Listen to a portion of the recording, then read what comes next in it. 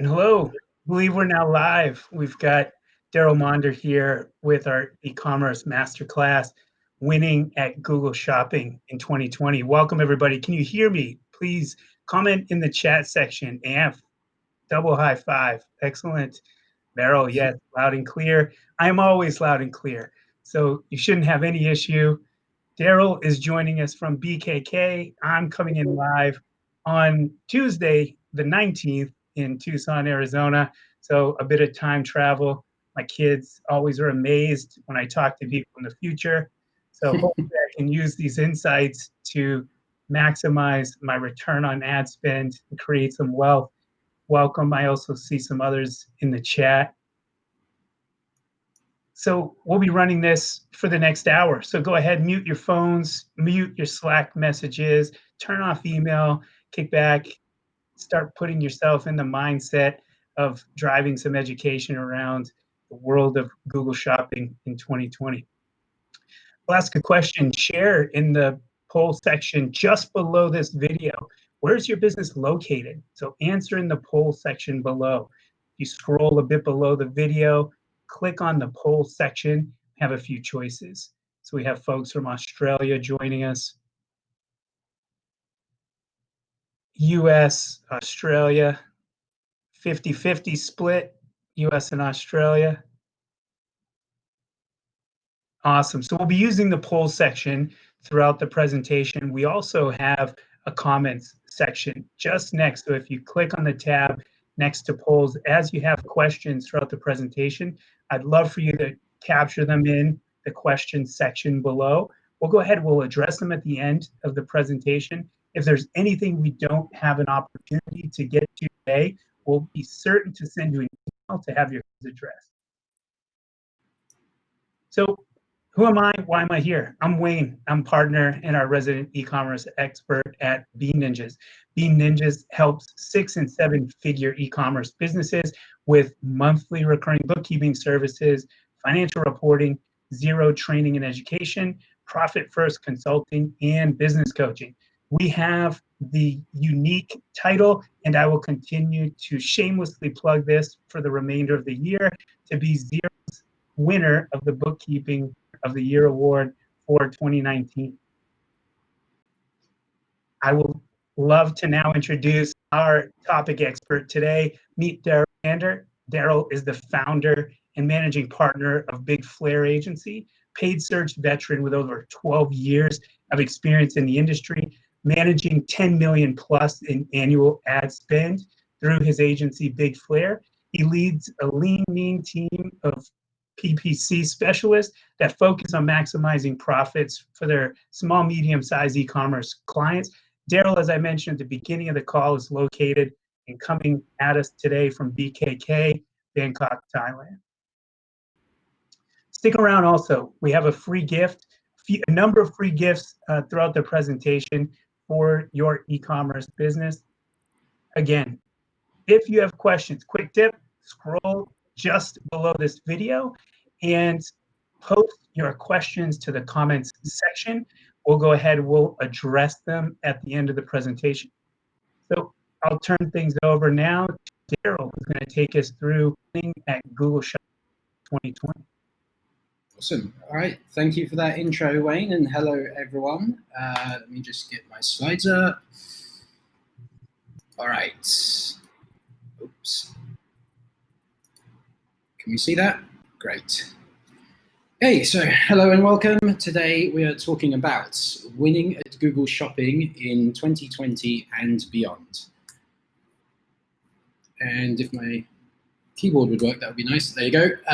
So this is for you if you are running or marketing a successful e-commerce business. Selling on your own website, you're probably at 7 figures but have dreams of going to 8, or maybe you're at 6 figures and have dreams of going to 7, or maybe you're even at 8 figures and dreaming of adding that extra 0 on the end of your annual revenue. And most e-commerce businesses at this point have realized that paid traffic is the scalable traffic source to invest in. And within paid traffic, you're probably already doing Google Shopping, but you're not doing as well as you could do, or you haven't started Google Shopping yet and you know that you should. So this is for you guys. So what's stopping you? You've probably got a million things to do and no time to learn it all. We're all juggling so many balls and wearing so many hats. And Google Shopping just changes all the time, like multiple times per year. The game keeps changing. And even if you got up to speed now, would you still be up to speed in a year? It's almost like a full-time job just keeping up with everything.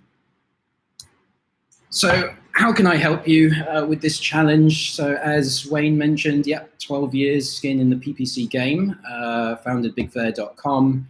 We're doing $10 million in annual ad spend, and we've been around for 7 years. And about 50% of our ad spend is on Google Shopping, which is no surprise considering that we work almost exclusively with SMB e-commerce companies. So here's the plan for today. We'll do a brief introduction to Google Shopping, just so that we're all on the same page. And then we will talk about data feeds. So getting started with your data feed and then mastering your data feed. What are the sort of core essentials for getting really good at data feeds? And then after that, we will talk a little bit about structuring your shopping campaigns in Google Ads for success. And I've got some pro tips and a freebie for you on that one as well. So if that all sounds good, let's kick things off with a quick question. So how much are you spending monthly on paid ads right now? You can answer in the poll section below. And with that, let's dig into my introduction to Google Shopping. So what are Google Shopping ads? I'm sure we all know what they look like, but just in case you're not familiar, this is what they look like. They are a feed-driven ad format. And what I mean by that is that you need to put together a product data feed in order to enable these ads. They place high on the search engine results pages, or what I call the SERPs for short. So they're normally at the top of the SERPs, or often at the top but to the right of the SERPs. They get a very high and prominent placement in Google. And the main ingredients are image, price, title. You can see those are the three things we can see here, as well as the shop name and the offer. And an important thing to know about shopping ads is there's no keyword targeting. So unlike with search ads, where we tell Google exactly which keywords we want to target, we have no capability of that in shopping, and instead we're reliant on our product data feeds to generate the targeting for us. So why do Google Shopping? An easy way to answer this question is to look at some of the statistics. Now, these statistics are for retailers in the USA last year, and 85% of all product searches started on Google or Amazon. Now, Amazon did take the larger share out of the two. 49% of that was on Amazon, but 36% was on Google, so they're not far behind. And if you have your own website, if you're marketing your products off of Amazon, clearly Google is the place to be. And then within Google, 76% of retailers' search ad spend went to Google Shopping. And 85% of those retailers' clicks on Google Ads were on shopping. So the shopping just made up a huge, oversized portion of the pie for those guys. Why do it? Some other reasons. So I mentioned, and as you know, shopping ads usually appear at the top of the search results, and you get images as opposed to text ads, which don't have images. So this equates to a high CTR. Shopping ads tend to get a very decent click-through rate. Not only do they get a good click-through rate, but they're a high intent traffic form, meaning Google only shows shopping ads when it thinks this person is very far down the funnel, very close to the point of purchase. And that means they tend to be a high conversion rate. So high click-through rate, high conversion rate, what's not to love, right? Another bonus is that they're very quick to set up, especially if you have thousands or hundreds or thousands of SKUs. Like with paid search text ads, if you want to set up ads for one product and that takes 10 minutes, and 2 products will take 20 minutes, 3 products will take 30 minutes, so on and so forth. Every additional product is going to take additional time. The nice thing about shopping ads is that whether you're setting up 10 products or 1,000 products, it takes a pretty similar amount of time to set up. The time doesn't multiply for every product that you have. And another big one is shopping is an area of continued investment from Google. They have their eyes on Amazon.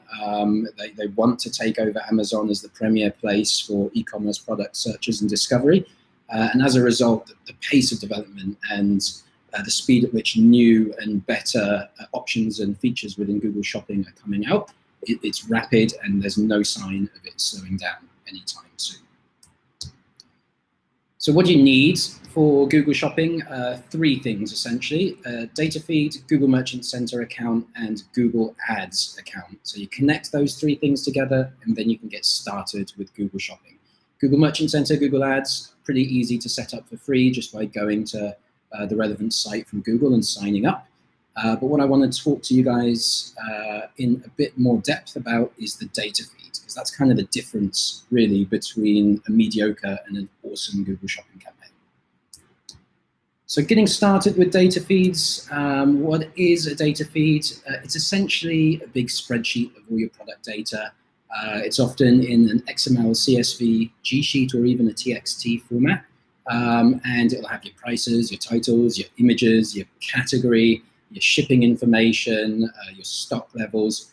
All your product information can go into this giant spreadsheet, which then gets uploaded to Google Merchant Center, fed through to Google Ads, and your shopping campaign gets built off the back of this.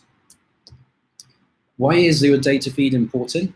As I mentioned already, there's no keyword targeting in Google Shopping, so your data feed entirely determines what you show and how you show, whether you show, how often you show.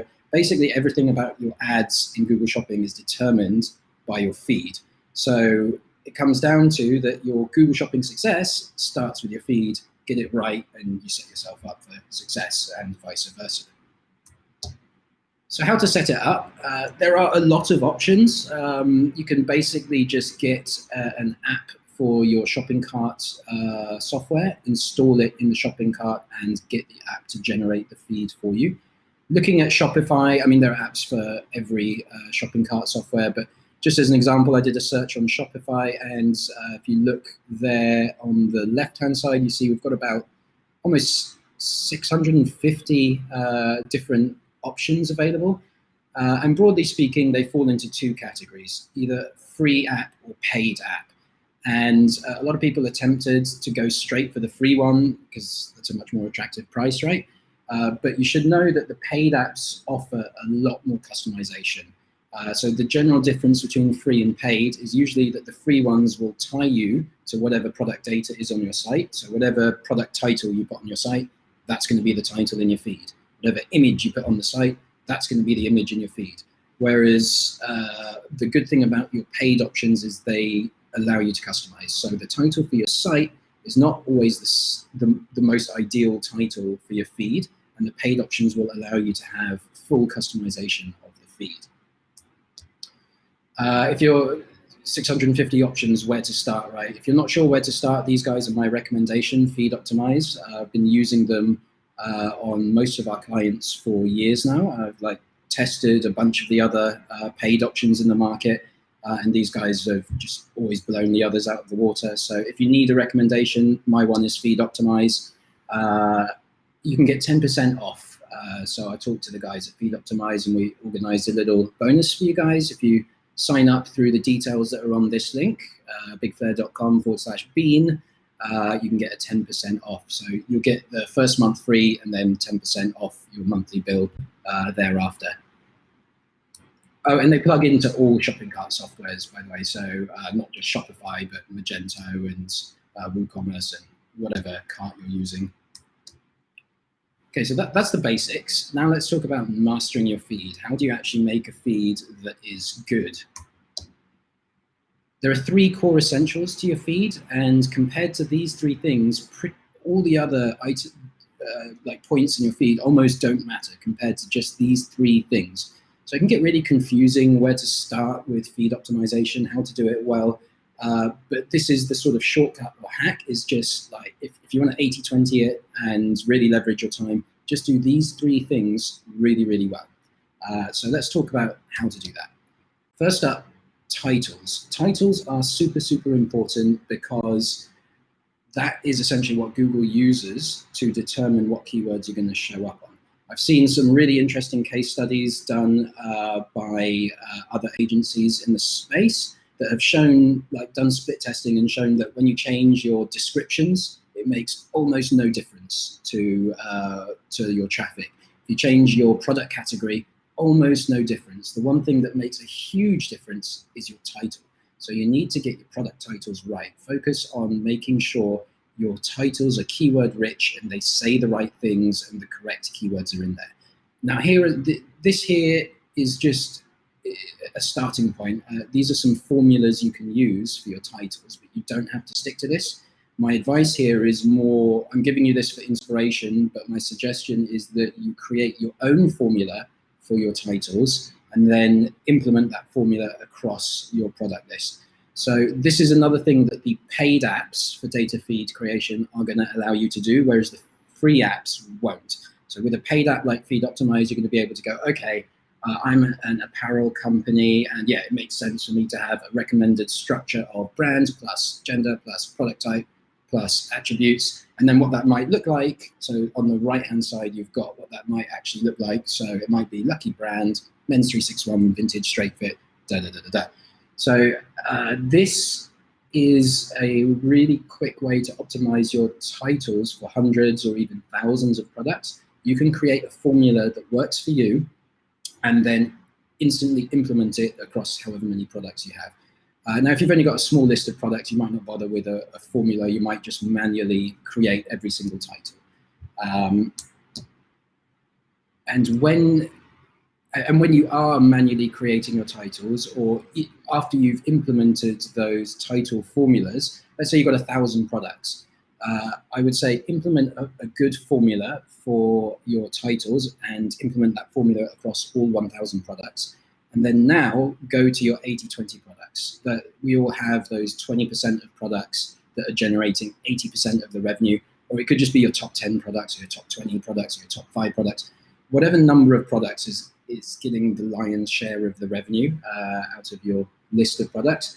And for those products, don't just do the formula, fully customize. And here's a great process you can use to customize your titles. Go into your search campaign and pull up your search terms list. So it's here on the left-hand side under keywords, and then you click on search terms. And in this list, you will see, and you can see I've ranked this list by clicks. You can also rank it by impressions or conversions. But what you'll see here are the exact terms that people are typing into Google in order to discover your product, or in order to see and then buy your products. So for this product here, it's a sleep mask that we're selling. And looking at this list, I see sleep mask, eye mask, cooling, weighted, best, sleeping mask. The word best comes up a few times. So then I might go, okay, so for this product, I want to make sure my title says something like best sleep mask, cooling, weighted, sleep mask for sleep. Something like that. Okay, that's too many sleeps, but you get the idea. Create a title. You can go up to 150 characters, but Google truncates it at 70 characters. So probably don't go too much over 70 characters, because then Google's just going to shorten it. But try and get all the main keywords into your titles and fully customize the titles of your 80-20 products. Images. Very simple one here, but one that a surprising amount of people don't do is don't be boring with your images. You can see here that all the images are the same. I mean, they're different products, but it's the same type of image. The product's in the same place. It's facing the same direction, the same white background. It's like, it doesn't stand out at all. And it's pretty boring. And you can imagine that none of these images here are going to be doing a great job to raise the click-through rate. Now look at this. This e-commerce company, ASOS, they actually bothered to shoot their own images for the product, and they did something different. They took the shoes off the center of the image. They actually put a model in there wearing some very trendy jeans, and we've got both the shoes at a sort of off-kilter angle, one heels off the ground. It's just so much more interesting and immediately stands out. And you can bet, it would be very easy to bet which image out of those ones is going to get the highest CTR. So stand out from the crowd, don't be boring.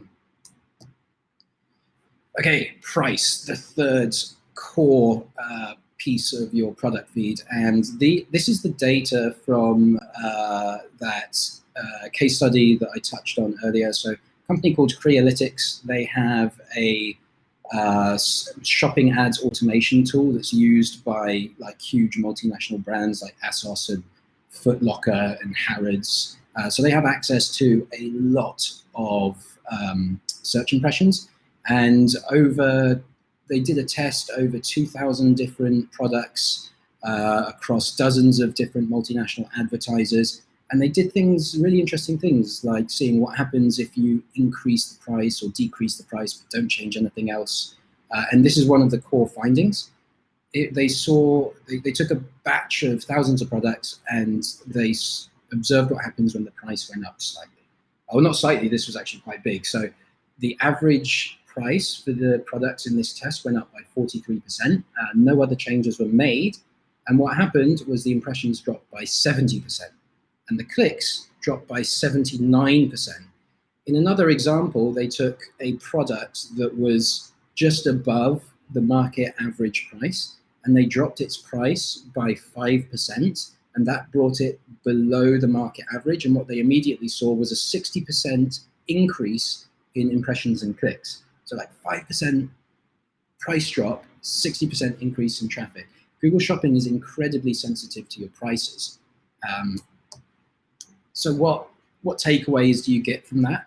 Check your prices versus your competitors, because Google Shopping rewards merchants who are cheaper than the market average, and they give an outsized reward to the cheapest in that particular niche. So if a 5% price drop could make you go from above average to below average, or from second cheapest to cheapest, you'll probably see an outsized increase in clicks and conversions. So experiment with a 5 to 10% price change and observe the changes in your profit.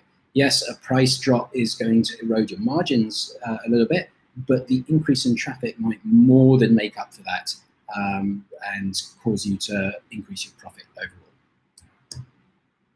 Okay, structuring your shopping campaigns for success. So once you've created your data feed, how do you structure things in Google Ads so that you maximize your results? So what I recommend here is what we call a SPAG, or a single product ad group. And what that means is that every product SKU has its own ad group. So you can see here in another one of my accounts, this is our list of ad groups. And every single ad group there is actually a different product. What this does is it gives us a lot better data visibility. You're going to be able to see which products are performing and which ones aren't performing much, much more clearly, and you're going to be able to pause poor performers and pay more attention to high performers much, much more easily. And you're also going to be able to do something called negative keyword sculpting. So negative keyword sculpting, what is that? Well, what I mean is, let's take these two products as an example. They are both a magnetic eyelash product, so a sort of false eyelash that you can apply yourself at home. And one is the starter kit, and one is called the baby lash product. Now, let's say I know that the baby lash product, the one on the bottom, I know that that has a higher conversion rate and it has a higher margin for me as well. It just performs a lot better than the starter kit. And when someone searches magnetic lashes, Google might trigger the starter kit, or it might trigger the baby lash. And I don't want Google to trigger the starter kit for that keyword, because I know baby lash makes me a lot more money. So what do? This is where negative keyword sculpting comes out.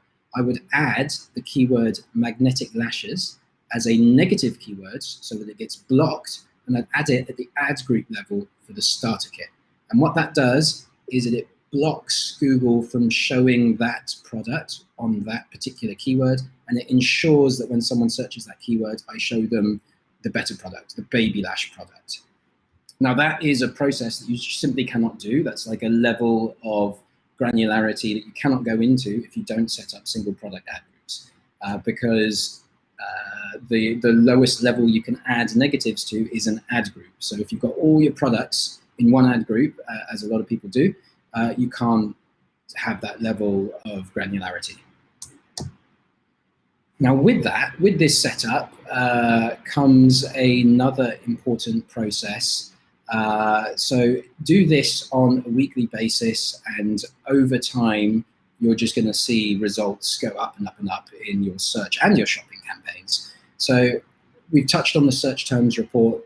It's in the keywords list. You go keywords and then search terms. And these are the search terms for my magnetic eyelash product. And review this data weekly and do 3 things. So block bad traffic. So when you see something in here that's totally irrelevant, block it from all your campaigns by adding it as a negative. So let's say, okay, this one's good. Yeah, this one's good. Whoa, Glamnetic. No, that's bad. That's a product I don't have. And then I might see that, you know, I spend $200 on this per month and it doesn't convert at all. That's terrible. So then I might take this and add it as a negative keyword to block it from my entire account. So block bad keywords entirely. And then for keywords that are appearing in the wrong place, add your sculpting negative. So back to that previous example, if I see that, oh, this keyword is triggering in this ad group, I actually want it to trigger that product, then it's the time to add some sculpting negatives to the ad group level. And then finally, and probably most importantly, and an often overlooked step, add your converting terms to search. So let's say magnetic lashes Halifax gets 12 conversions per month, but I don't already have search keywords and search ad groups for it. Well, if it's already getting conversions every month in shopping, it stands to reason that if I create search ads for it, it will get conversions there as well. And if you don't also set up the search ad groups for it, you'll be missing out on traffic. Because when people search for magnetic lashes Halifax, yeah, okay, sometimes Google will show shopping ads, but sometimes Google won't. Sometimes it might just show search ads. And sometimes it might show a little bit of both. Sometimes Google shows shopping and search ads on the same page. And when that happens, sometimes people click the shopping ad, but sometimes they choose to click a search ad. So if you don't also have search ads for all those terms that you're already converting for in shopping, you're potentially missing out a decent size of the pie that you could be accessing. So do that every week. If you keep that up, you'll probably see conversions just go up and up and up in your account over time. SPAG creation. So creating those single product ad groups, the disadvantage of that is that it can take a lot of time. If you've got 10 products in your list, okay, it doesn't take much time to manually set up 10 ad groups with 1 product in each one. If you've got 1,000 products though, it's going to take a while. So that's why I created a script for this. This is the script that we use at Bigflare, giving it away to you guys for free. Feel free to download it along with instructions at this link. And what this will do is it will automate the creation of your single product ad group structure. And if you set it to run in Google AdWords scripts, you can set it to refresh daily. So if you do that, not only will it create the structure for you, but it will update the structure for you. So in future, if you add 10 new products to the feed and then 1 product comes out of the feed, the script will automatically update your structure for you, so you never have to worry about structuring your campaign in Google Ads again. Okay, so that was everything. Wrapping it up. So the key takeaways today: Google Shopping should be a priority for e-commerce businesses if you're investing in paid traffic. Create an awesome data feed. Focus on your titles, images, and prices as the 80-20 of your data feed. Set up a SPAG structure. Use our script as well if you've got more than 10 products to quicken that up.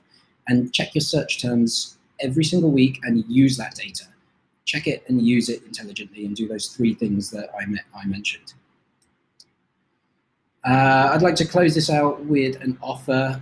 So if you would like a free video audit of your Google Shopping and search account, head on over to the link. So everything's on this same link. The 3 things that I've mentioned: the 10% off voucher, the SPAG script, and this offer. It's a 10-person limit because these things take me a little while to plan and then record and then send. but I will do for free, no obligation, a 20 to 30-minute video audit. I will deep dive your account and suggest fixes and improvements on your shopping and search account. And yeah, limited, first come, first served. Head over to the link to sign up. And if you'd rather just talk directly about like potentially working together, you can schedule a call with me to discuss that at this link. And if you'd rather just reach out to talk to me about anything else, just like ask a question outside of this webinar, or just reach out to me for any other reason, there's my email address. It's just Daryl@BigFlair. Feel free to reach out for anything else. Thank you. Thank you very much for listening. And I think we are now open for questions. So I'll send this back over to Wayne. Excellent. Thanks so much, Daryl. I'm going to bring up some slides to close us out today. Again, if you have questions, please share them. Scroll down a little bit below this video, and you'll have an opportunity to have your questions addressed. I did see that there was a question already in the queue, so bear with me a second as I get through these slides. So let's just comment in the chat, guys. What was most valuable to you today? Answer in the chat. I know for me that the image slide was powerful for me, so I would go ahead and chat in there and comment image slide. Let's hear from you guys in the audience. Go ahead, chat, share with us. Perfect ability to add negative keywords. Came in late, but the image slide was a good help. Excellent. Again, quick tip, use the question section below. Trying to buy time, give you guys time to get out those good questions.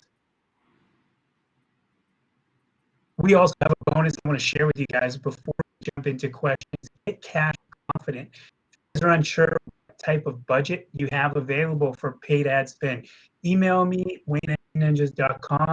We'll schedule a Know Your Numbers audit, plus receive our free cash flow planning tool at bninjas.com/cashconfident to get some insights. Coming up next, we're going to have Joshua Wethington, YouTube certified strategist, sharing strategies for B2B companies. So we'll go ahead, we'll jump into some of the questions. Let me get organized here with our screens.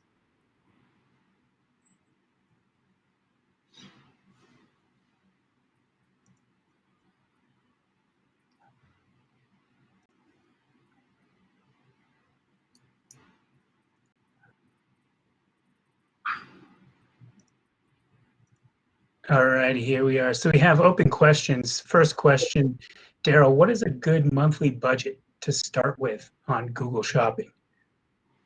Yeah, I mean, that's really down to what you have available, and you want to, obviously with Google Shopping, you want to get to that point where you're generating a profitable ROAS as quickly as possible. And at that point, the budget usually just becomes spend as much as possible at that profitable ROAS. For starting budgets, what's your target cost per conversion? I would multiply that by about 5 to 10 and use that as a minimum starter budget. Above, like anything above that, like the more you can spare for your starter budget, the better. But I wouldn't start at less than 5 to 10x your target CPA. Really, you have to answer that question for yourself. I would budget for like 2 to 3 months tops. It normally optimizes faster than that. Like you want it to optimize in under a month. You want to get to that point where a new shopping campaign is now generating profit and its budget is a non-issue. It's just spend as much as possible, right? But I would look at your finances and I would like come up with a budget where for 2 months you can operate without getting a profit from Google Shopping. You should be able to do that. If you budget it so much that if it doesn't generate a profit in 1 month, then don't try Google Shopping until you can budget a bit more and be comfortable with 2 months of no profit or low profit from Google Shopping, and do it that way. Yeah. So kind of answer the question for yourself based on those guidelines. I'll add it's important to understand your contribution margin too. So once you have a good feel for that average order value and the landed cost, then you understand the fuel you can start to put in. We often see customers looking to put paid traffic into unprofitable product SKUs. So begin by understanding those most profitable SKUs and those that you actually have the fuel to look to invest in paid ads. Look, I'll ask a question before we open up for additional questions and give folks some time. So, Daryl, what are your thoughts on smart shopping and standard shopping? When is one better to use in building a campaign over the other? It's a good question. So smart shopping is all the rage for the past 6 to 12 months, and it's got a lot of pros and cons. And I would say if you want to invest your time and effort and money into running a shopping campaign as well as it can be done, and really maximizing the profit out of it, and also using that information from your shopping campaign to inform your search campaign, and have the two tie together really well, then I would say do standard shopping. But if you don't have much time, or if shopping is a lower budget, lower priority for you, or maybe if you just want to get it set up really fast and just let it run for a little while and see if it works, then smart shopping is a great option.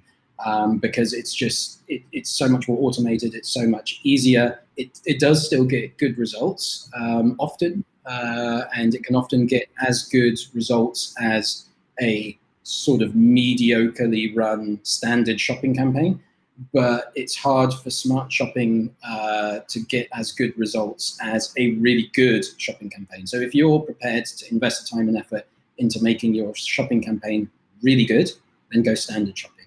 If you want the sort of easy settings and you're okay with sort of just okay results from Google Shopping, then smart shopping. Perfect. We have a question from Lauren. Do you have a recommendation of where you can find more information for negative keyword sculpting?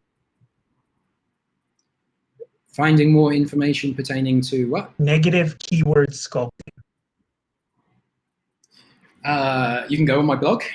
Yeah, we posted about it, I think last year, and we did a fairly in-depth post as to how that works. So if you search, like, I don't know if you know the search modifier, but if you search for site and then colon and then www.bigflare.com and then you do a space and then like keyword sculpting or negative sculpting. Oh, there you go. Ampha's put it into the chat. So it's on my blog. We've done an in-depth post about negative keyword sculpting.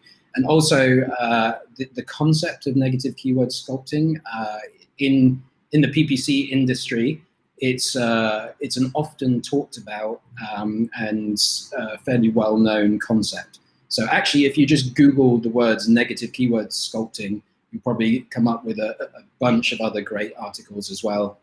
But in the chat, you've got my stab at writing a comprehensive article on the subject. Excellent. Went ahead and also shared in the answer comments to the question. So if there are any follow-up questions, please feel free to email us or get it there at the links you provided. Good question we have: how are Google ads better than Facebook ads? Would you recommend using Facebook? Would you recommend using Facebook ads? Let me just, because there's a bit of lag, so I'm not sure I heard you right, Wayne. So let me just recap that. So you're saying, how is Google Ads better than Facebook ads, and when would you recommend using Facebook ads over Google Ads? Yeah, it depends a lot on your product. So if you have if your product is this new thing that no one's heard of before, then your challenge with your advertising is to generate awareness. And to generate awareness, it's hard to beat Facebook. So if there's not much awareness and you need to generate it, Facebook ads. If you have a product or product category where there's already a lot of awareness. So for example, I shared you a screen before where I was advertising a sleep mask product. Sleep masks, people know about the concept of sleep masks. thousands or like potentially hundreds of thousands of people on Google every month already searching for sleep masks. So if your product is like that and it has existing awareness and demand that you can tap into, Google. Start with Google, because the conversion rate and the intent of that Google traffic, where people are already searching for your thing and they want to buy it, they just want to figure out who to buy it from. The conversion rates are better, the ROASs are better. It's like so much easier to tap that traffic than it is to get Facebook working. Getting Facebook working is really, really freaking hard. And if you've got a brand new thing, no one's ever heard of it before, you've got a new kind of widget that has never been seen before, then you're just going to have to figure out that really tough awareness game on Facebook, like how to get those ads performing. And Google is a lot more reliable and consistent. This is broadly speaking, Google traffic is more reliable and consistent. However, Facebook ads has more scalability. So, for example, with my sleep masks example, if let's say 100,000 people per month search for sleep masks on Google, so that means that is my limit then. If I go on Google, I might be able to efficiently advertise to those 100,000 people, but that will be my limit.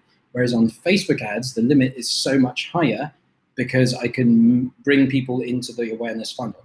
Like someone doesn't have to be searching on sleep masks. I can just put an ad in front of them and be like, hey, you look like you might like sleep masks. How about this for an idea? So you're kind of increasing the size of the pie, getting more people into your awareness part of your funnel with Facebook ads. So those are the two kind of pros and cons. Google can be efficient, but less scalability. Facebook is much harder to get to work and often works to a worse ROAS. But if you can get it to work, we have a question in the chat from Susan. Do you recommend different feeds to Merchant Center for different SEO optimized product titles for the same item?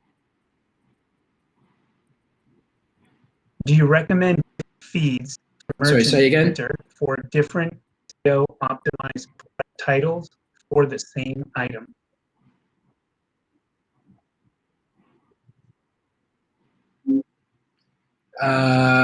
So do you recommend different titles for SEO versus Google Shopping? Regarding, right? Let's see, different SEO optimized, let's see, Susan, separate feeds for the same item.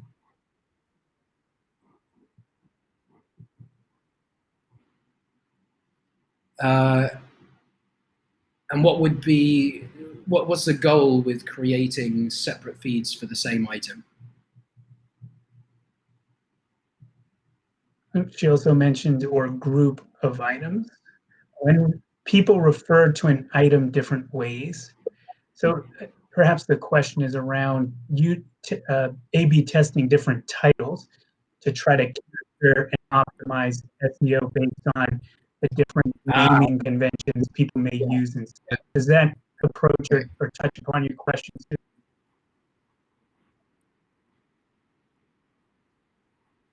Got it. Yeah, thanks for that question, Susan. That's a good question. So split testing titles in Google Shopping is really hard.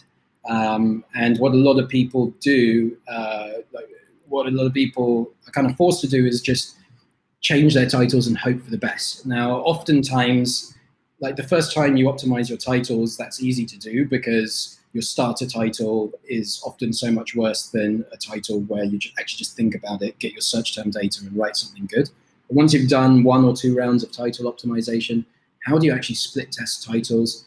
It's not easy, but what I would normally do is not duplicate the feed, but what you can do is you can duplicate the product within the same feed. So you duplicate the product, but you have to change the item ID. Now, when you change the item ID, this is where it gets a bit difficult and complicated. When you change the item ID, Google, and you have to change it, otherwise you'll probably get an error. Google doesn't understand like 2 item IDs in the same feed, right? It has to be a distinct item ID, and when you change that item ID, Google is going to go, new item ID, new product. And because it considers it a new product, and everything about the product can be the same. It can be the same URL, image, title, everything. But when Google sees it's a new item ID, it's going to go, this is a new product, and it's going to reset your quality score. Now, there is technically there's no quality score in Google Shopping, and Google says quality score for Google Shopping doesn't exist, but it does kind of, as in there are performance metrics that are kind of tied to your item ID, and the longer an item ID has been alive in your feed, the sort of more of this performance bonus over time it kind of gets. And you reset all of that when you duplicate the item ID and duplicate the item. So the way I normally get around this is duplicate the item ID, duplicate the item, but don't change anything. And then you've got the same item, the same product with 2 entries in your feed and 2 item IDs. And then you just run it for a month without any changes. And the new thing, you'll probably see its performance start really low because it's got that sort of low quality score performance penalty. But then over the course of a month or however long, it depends how many conversions the thing is getting, over the course of a month or so, you'll see the performance come up. And when the performance normalizes, when it gets to the same level as the original product, that's when you can do some testing. So that's when you can now change the title of the new thing. If you do have a question, and see go ahead, if that scroll title down, change share it in the improves your chat performance section. or not. Daryl, let me ask you another one. Is there a word count you should stay under regarding titles? Or is there any secret sauce you can share as a hot tip for those that have stayed to the end of our training today?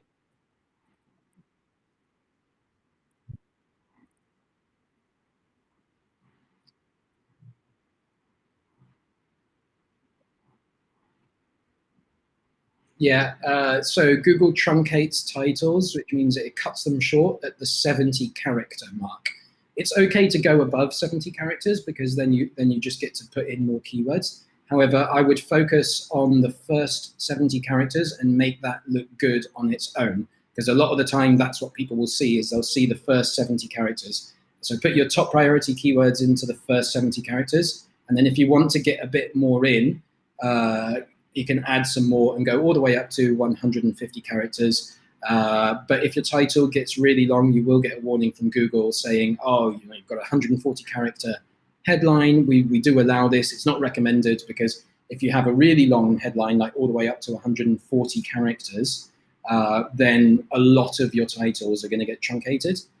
Whereas if the headline is closer to 70 characters, more often Google will just show the first 70 characters exactly as you intended it to show.